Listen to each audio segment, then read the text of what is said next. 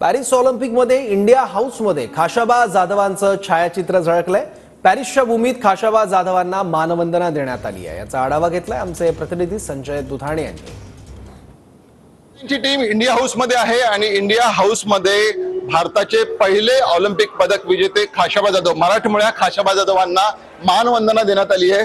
खरं तर ह्या इंडिया हाऊस मध्ये सगळ्याच ज्यांनी ऑलिम्पिक मध्ये देशाला पदकं मिळवून दिली, देशाची मान उंचवली, देशाचा गौरव उंचवला, त्या सगळ्यांनाच मानवंदना दिली आहे। पण त्याच्यात पहिलं जे मानाचं पान जर कोणाला मिळालं असेल ते म्हणजे महाराष्ट्राच्या आपल्या खाशाबा जाधवांना।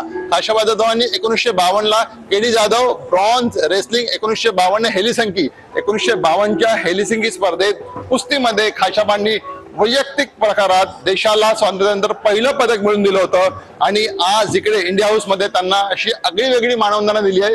सगळ्यात पहिलं पदक दिलं होतं, त्यामुळे महाराष्ट्राला हा खऱ्या अर्थाने एका प्रकारे मान मिळालेला आहे। त्यामुळे खाशाबांचा वारसदाराचा शोध किंवा खाशाबांच्या वारसदाराचा दुष्काळ या पॅरिस ऑलिम्पिक मध्ये संपेल हीच तमाम मराठी मनाची अपेक्षा आहे। टीव्ही 9 मराठीसाठी Sanjay Dudhane, Paris Olympic, India.